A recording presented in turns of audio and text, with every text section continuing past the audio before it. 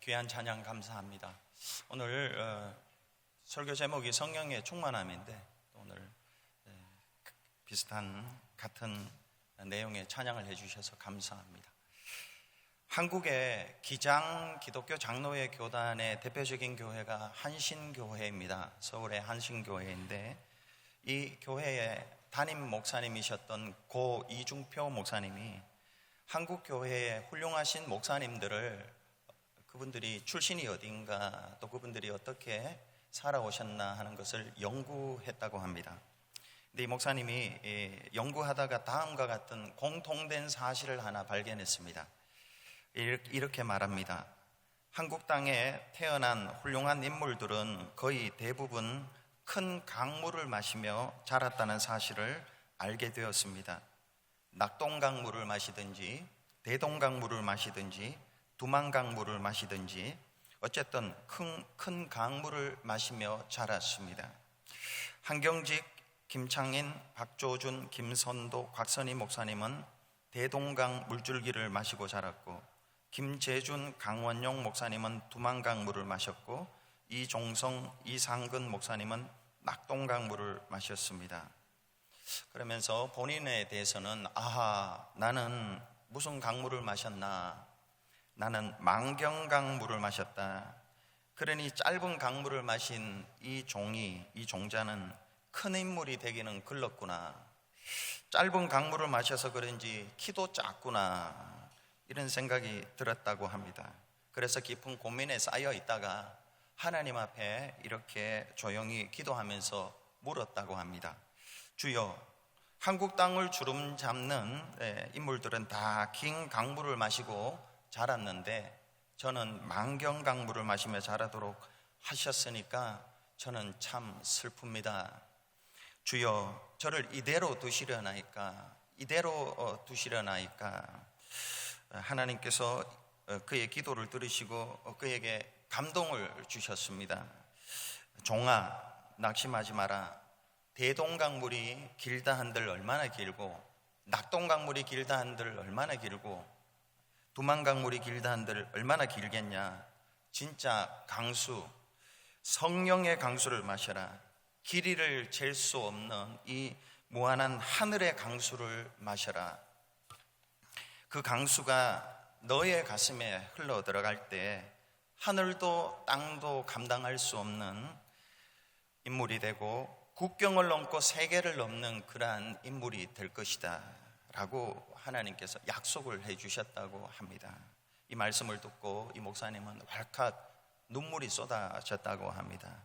한마는 호남 땅 갈릴리 나사렛 같은 곳에서 무슨 선한 것이 나올까 할 때에 하나님께서 성령의 강수를 마신 예수의 혼을 담고 살아가라 하는 이 감동을 받아 성령의 강수를 마시며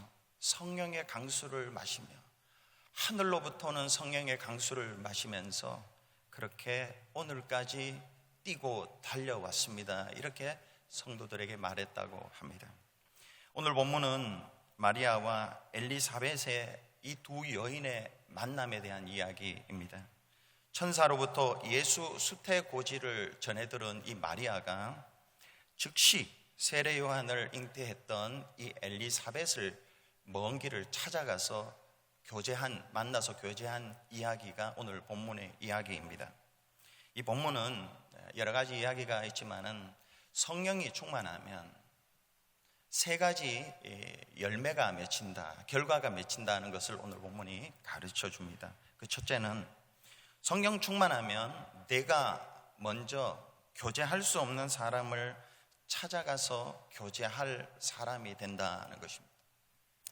성도에게는 두 가지 교제가 반드시 있어야 됩니다. 위로 하나님과의 교제, 옆으로 성도와의 교제입니다.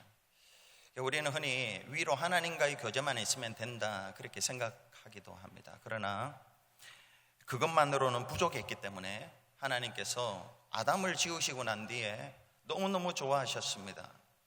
그러고 난 뒤에도 부족해서 혼자 독처하는 것이 부족해서 하와를 만드신 이유가 여기에 있습니다. 교제하면서 살아야 됩니다. 성도는 이 두 가지 교제, 위로 하나님과의 신실한 이 교제, 옆으로 사람들과의 성도와의 이 교제가 특권이기도 하고 또 지켜야 할 의무이기도 하고 세상 사람들과 구분되는 표시이기도 합니다. 성도의 교제가 그럼 과연 어떻게 가능한가? 그것이 바로 성령이 충만하면 성도 간의 교제가 있습니다. 사도행전 2장에 베드로가 설교하자 3,000명이 회개하고 세례를 받습니다. 그리고 하나님께서 성령을 그들에게 선물로 부어줍니다. 하늘의 강수를 그들에게 부어줍니다. 그리고 난 뒤에 일어난 일을 누가는 이렇게 기록하고 있습니다. 사도행전 2장 42절에 그들이 사도의 가르침을 받아 서로 교제하고, 그들이 사도의 가르침을 받아 서로 교제하는 일이 성령의 강수를 받은 사람들이 나타나는 특징이라는 것입니다.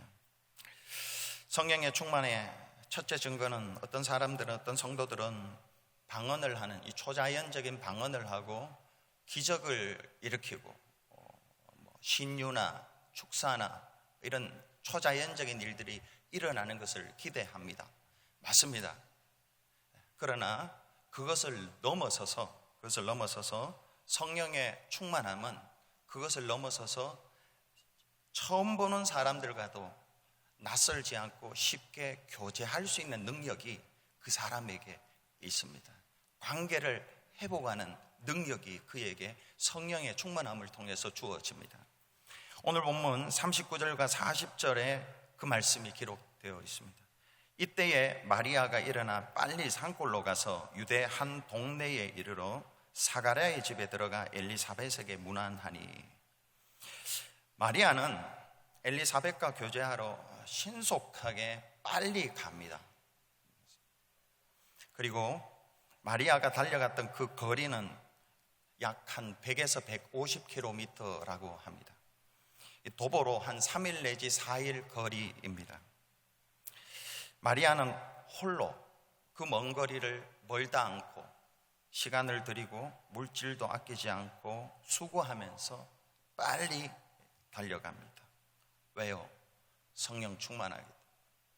교제하는 것, 엘리사벳과 성령 충만하여 교제하러 그렇게 갑니다. 그런데 더욱 주목을 끄는 것은 마리아와 엘리사벳은 교제할 수 있는 관계가 사실은 아닙니다.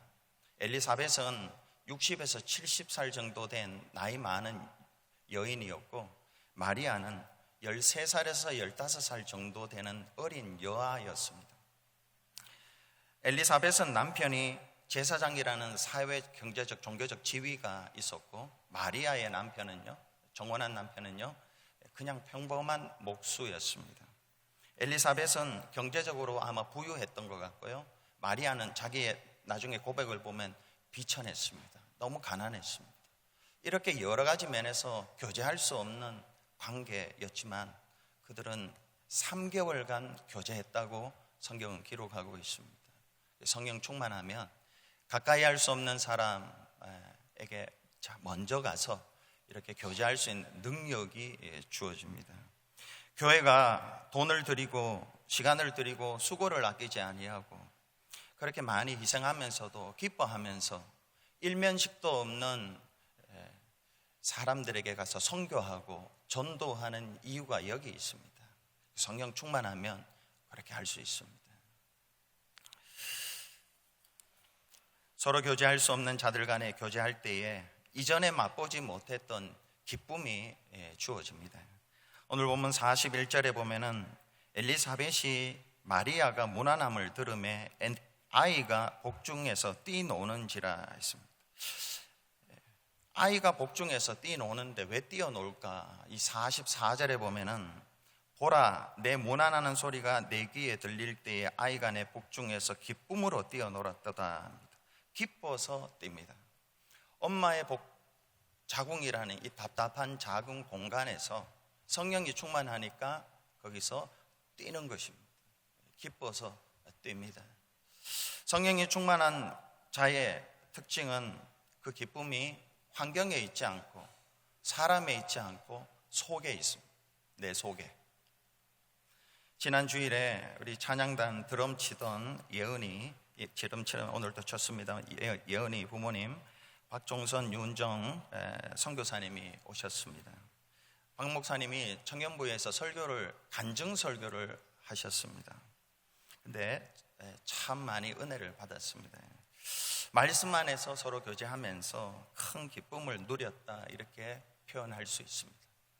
예배가 끝난 후에 선교사님 4분하고 청년들하고 저희들이 가서 같이 식탁을 나누었습니다. 식탁 교제를 통해서도 큰 기쁨을 맛보았습니다. 박 선교사님 4분도 교회와 또 성도들을 만나고 난 뒤에 환대해 주셔서 감사하고 큰 기쁨을 맛보고 간다고 저에게 말씀하셨습니다. 성령이 충만하면 처음 보는 사람, 낯선 사람, 나이 차이도 있는 사람들과 어렵지 않게 내가 수고하면서도, 내가 시간을 들이면서도 가서 기쁘게 교제할 수 있습니다. 두 번째로, 성령 충만하면 남을 시기하지 않고 오히려 복을 빌어줍니다. 42절에 큰 소리로 불러 이르되 여자 중에 네가 복이 있으며 네 태중의 아이도 복이 있도다 했습니다. 엘리사벳이 큰 소리로 불러 일렀습니다. 누구에게요? 마리아에게 큰 소리로 불러 이르되, 이 말은 이게 원어적으로 해석을 하면 이렇다고 합니다. 메가폰을 대고 외치는 것처럼 매우 큰 음량으로 하늘을 향해 부르짖듯이 외치다 합니다. 복이 있도다, 이렇게 하는 거예요. 이렇게 큰 소리로, 평소에 하던 그런 게 아니에요. 당신이 복이 있습니다, 이렇게 외치는 거예요. 이게 엘리사벳이 나이 든 여인인데도 불구하고 이렇게 큰 소리로 당신이 복이 있다고 이렇게 축복을 하는 것입니다. 더구나 43절에 보면은 내 주의 어머니가 내게 나오니 이 어찌된 일인가 합니다. 내 주의 어머니, 나이 차이가 50에서 60년입니다. 그런데도 10대 소녀를 향해서 60, 70된 이 노인이 내 주의 어머니가 어찌 내게 나옵니까? 이렇게 말을 하는 것입니다. 정말 겸손한 거죠. 정말 겸손하고 어린 아이를 이렇게 높여주는 거예요. 성령 충만하니까 그렇게 할 수 있는 능력이 주어지는 것입니다. 일반적으로 사람은 자신과 가까이 있는 사람이나 친척이 논사면 갑자기 배가 아파집니다. 자신보다 나이가 연소하면 갑자기 아래로 보고 무시하게 됩니다. 사울 왕이 다윗을 향해 가졌던 태도가 똑같습니다. 전쟁에 나갔다고 돌아올 때에 여인들이 사울이 죽인 자는 천천히요, 다윗이 죽인 자는 만만이라고 노래를 하니까 그때부터 사울이 다윗을 주목하여 보기 시작했다고 성경은 기록하고 있습니다. 주목하여 봤다는 것, 시기하고 질투했다는 것입니다. 그리고 그때부터 다윗을 무시하기 시작하고 그리고 죽이기로 작정을 합니다. 왜요? 성령이 충만하지 않았기 때문에. 그냥 자연적인 사람은 이럴 수밖에 없습니다. 그러나 성령이 충만하면 남이 나보다 뛰어나도 시기하지 않습니다. 오히려 그에게 복을 빌어주고요. 그러므로 말미암아 또 반대급부로 내게 오는 복이 있습니다. 왜냐하면 그 안에 성령의 강수가 있고 성령을 통해서 자기만이 아는 하나님이 주시는 기쁨이, 그 보화가 자기에게 있기 때문에 그렇습니다. 19세기 말 영국 런던에 세 분의 유명한 목사님이 계셨습니다. 그리스도 교회의 프레데릭 마이어 목사님, 뉴파크 스트리트 교회의 찰스 스펄전 목사님, 웨스트민스터 교회의 캠벨 몰간 목사님입니다. 이들 세 분의 목사님들은 서로 선의의 경쟁을 하면서 교회를 이제 세워가고 부흥시켜 갑니다. 그런데 이제 비교가 되었는데, 이 세 분 중에 교인 수나 영향력에 있어서 가장 뒤떨어진 분이 그리스도 교회의 프레데릭 마이어 목사님이셨습니다. 그러다 보니까 자기도 모르는 사이에 이래 서로 비교가 되니까 열등감이 생기고 마음에 시기도 생기고 질투도 생기고 죽겠는 거예요. 괴로워서 죽겠는 거예요. 나는 스펄전 목사님만큼 설교를 잘 하는 것도 아니고 캠벨 목사님처럼 카리스마 있는 권위 있는 목회를 하는 것도 아니고 나는 정말 아무것도 아니구나 이런 생각을 합니다. 그래서 자기는 이제 그 두 분을 향해서 겉으로 드러내지는 않지만 속으로 시기심, 질투심 이렇게 막 속이 복잡합니다.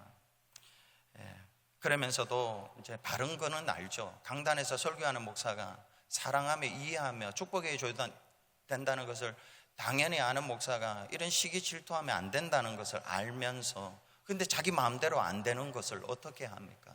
그래서 이렇게 계속 고민하면서 목회를 합니다.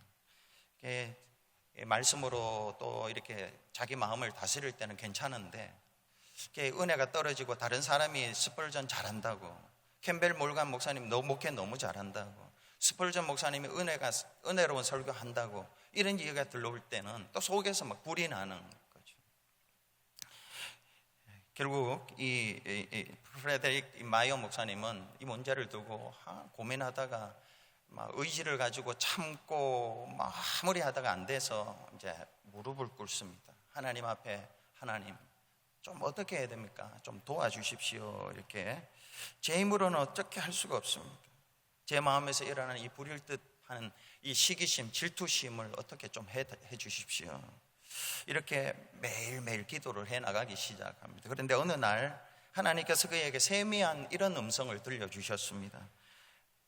프레데릭 마이어, 너는 기껏해야 시기를 없애는 것으로 만족을 삼으려고 하냐?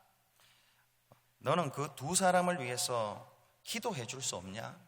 너는 그 두 교회가 부흥하도록 축복 기도해 줄 수는 없냐? 이런 음성을 들려주셨다는 것입니다. 그래서 이 마이어 목사님은 하나님의 음성 듣고 깊은 깨달음을 깨닫게 얻게 됩니다.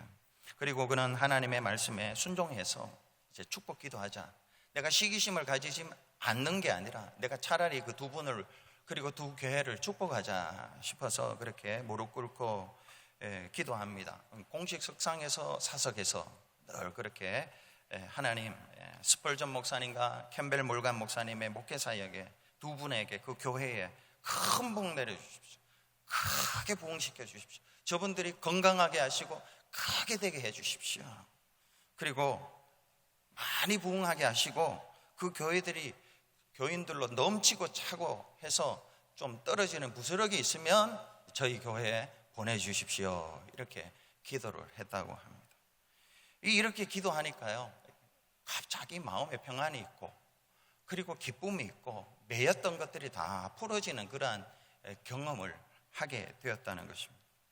그래서 이 세 목사님은 잘 동역하고 교회도 다 같이 부흥하고 거기다가 이 프레데릭 목사님에게, 마이어 목사님에게 하나님이 글 쓰는 이 은사를 주셔가지고 책을 많이 썼다고 그럽니다.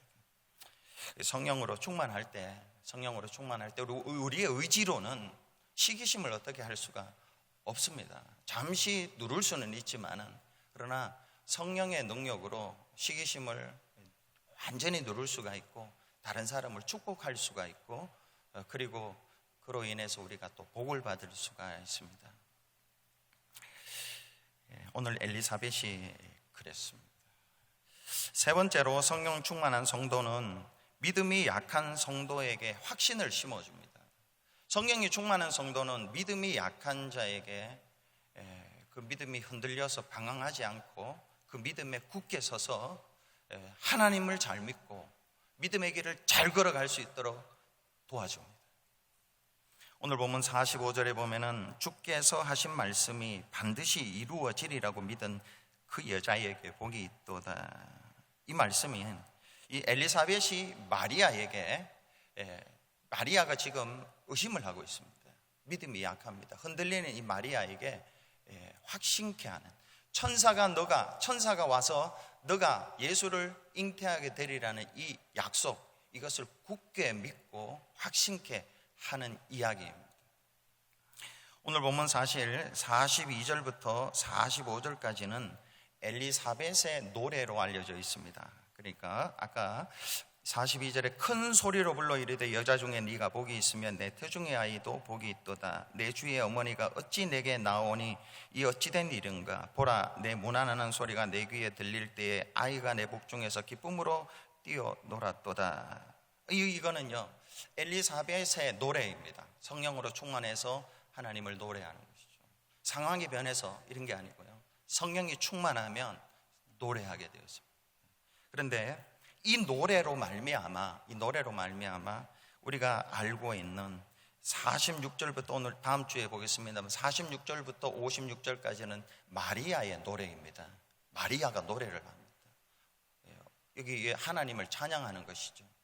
마리아, 엘리사벳의 확신, 엘리사벳의 노래를 통해서 믿음이 흔들렸던 이 마리아가 확신을 가지고 하나님을 찬양하는 자리, 이 찬양이 신앙의 극치 아닙니까? 찬양이 신앙의 마지막입니다. 천국 가면 찬양밖에 할 게 없습니다. 그러니까 이 마리아가 찬양을 하는 거예요. 누구 때문에? 엘리사벳의 이 확신을 주는, 성령 충만한 엘리사벳을 통해서 마리아가 시험 든 게 아니라 믿음을 가지고 노래하게 되었습니다.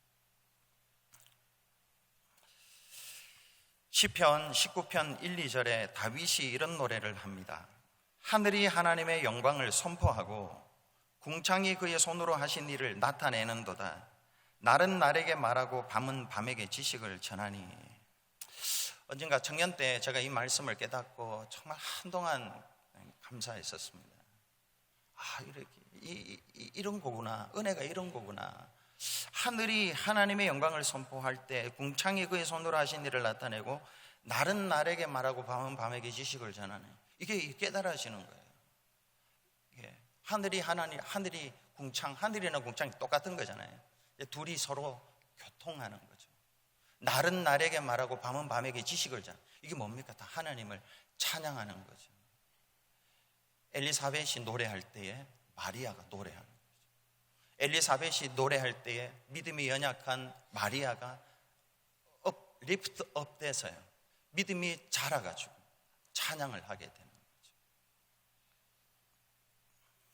성령이 충만한 성도는 자신도 노래할 뿐만이 아니라 믿음이 약한 자들에게 믿음을 주고 하나님을 알게 하고 믿음에 굳게 서서 노래하게 만듭니다. 앞서 고 이중표 목사님은 성령의 강수를 마시며 여기까지 뛰고 달려왔습니다, 이렇게 성도들에게 말하고 난 뒤에 성도들에게 이렇게 권면했다고 합니다. 여러분들에게도 이 성령의 강수가 흘러넘치게 될 때 여러분의 현재 위치와 존재를 뛰어넘는 놀라운 역사가 일어날 것입니다. 우리 모두 위대한 인물이 될 수 있습니다. 우리 모두 존귀한 인물이 될 수 있습니다. 우리 모두 훌륭한 인물이 될 수 있습니다. 우리 모두 뛰어난 지혜의 인물이 될 수가 있습니다. 우리 모두 가장 부요한 인물이 될 수 있습니다. 예수 믿으시고 성령 충만하시기 바랍니다. 이렇게 마쳤다고 합니다.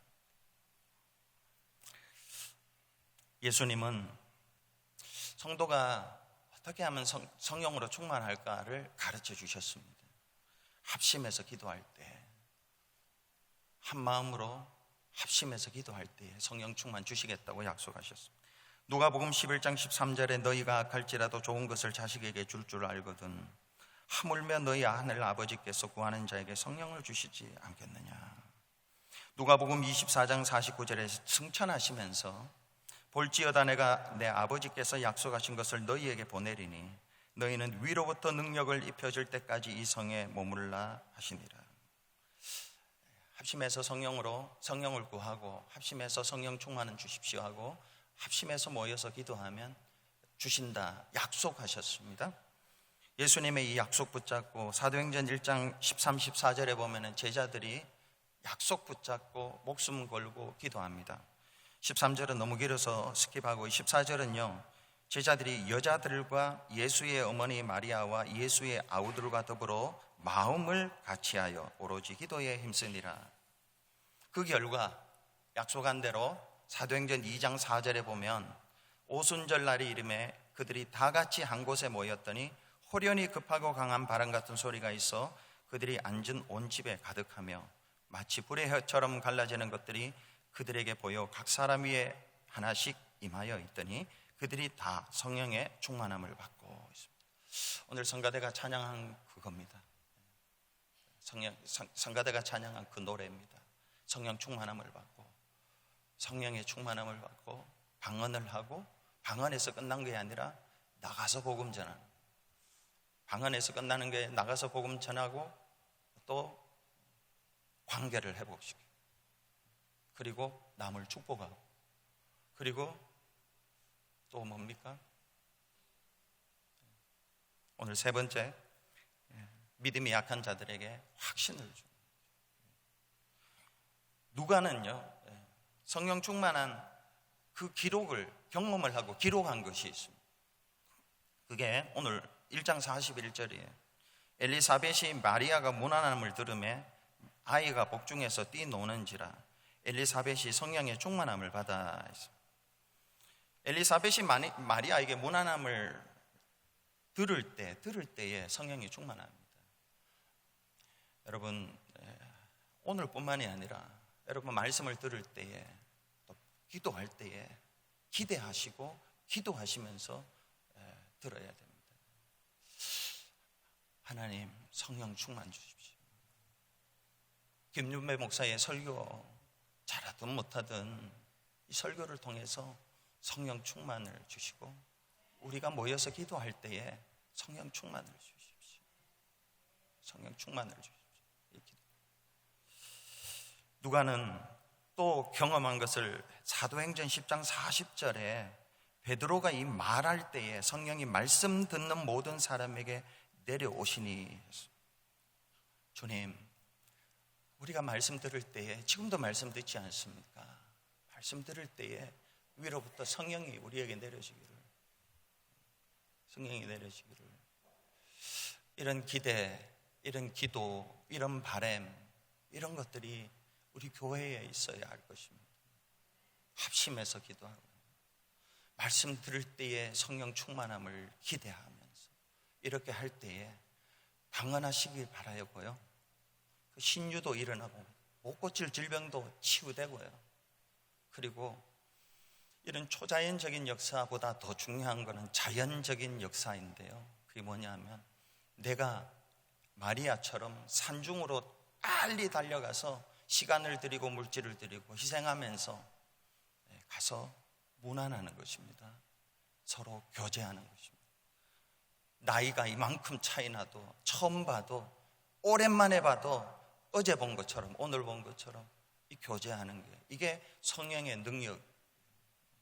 그리고 친척이 논살 때에, 밭살 때에 축복해줘. 다른 사람이 설교 잘하는 거 더 잘하시도록, 그 교회가 더 축복하도록, 그리고 남는 부스러기 있으면 좀 달라고, 이런 기도하고요.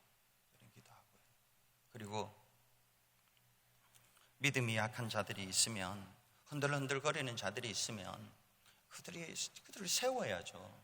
세워서 믿음의 길을 걸어가고 함께 노래하고, 날이 날에게 마고 밤이 밤에게 지식을 자는, 하늘이 궁창에서 말하는 것처럼 이러한 역사가 일어나야 하지 않겠습니까?